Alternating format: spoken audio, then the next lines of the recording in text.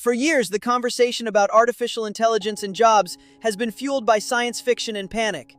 But in May 2026, we finally got a look at the real data. Anthropics published an innovative study that measures what AI is actually doing in the economy, not just what it could theoretically do. They analyzed real-world usage, and the findings do not show either an apocalyptic catastrophe or a harmless event. This is what the data really tells us about the future of your work. The document reveals three distinct realities. First, the impact is very real, but it is highly unequal. If you are a computer programmer, about 75% of your daily tasks are currently exposed to artificial intelligence.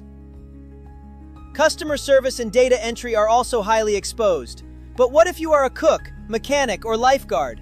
That exposure is reduced to almost zero. We are not facing a single transition of AI, we are facing dozens of them, all moving at different speeds. Second, the wave of mass layoffs has not arrived. If you were expecting to see a massive increase in macroeconomic unemployment data, it simply is not there yet. Third, and this is the most critical point, the real displacement is silent.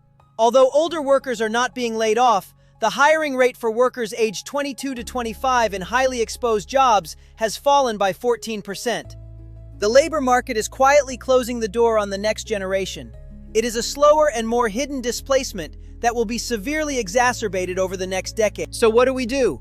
The answer is not to give up, and it is not resistance either. It is planning. For individuals, if you are in an exposed field, your planning horizon has shortened. Especially if you are young, you need to focus heavily on transferable skills. You need to build a career path with multiple backup plans and concentrate on reaching that second level of your career quickly, because the entryway is narrowing. For organizations, treat your workforce like a portfolio. Map your company's exposure. You cannot have a one-size-fits-all AI strategy when one department needs a complete redesign and another just needs an enhancement of its basic capabilities. For governments, a 14% drop in youth hiring will not fix itself. We urgently need active labor policies, retraining vouchers, apprenticeship subsidies, and a complete rethinking of what modern credentials mean. But we have to look beyond the data from the United States. Globally, developing nations face a double threat. On one hand, national adoption of AI is slow. On the other, the outsourced jobs they rely on, such as call centers and IT support, can be automated by foreign companies thousands of miles away, completely bypassing local labor laws. And fundamentally, AI is changing what it means to be a worker. We are no longer just producers of results. We are becoming orchestrators. The programmers of tomorrow will not only write code, they will direct, review, and integrate code written by AI agents. The true skill is shifting from execution to judgment. Retraining a data entry worker to enter data faster makes no sense. Retraining them to audit and manage the AI that does the entry? That is a survival strategy.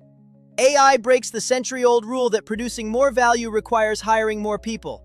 This means we have to make a decision about who captures the gains from this massive productivity boost: the worker, the employer, or the consumer. We are on the brink of a new era of prosperity, but the bridge to get there requires deliberate and careful planning.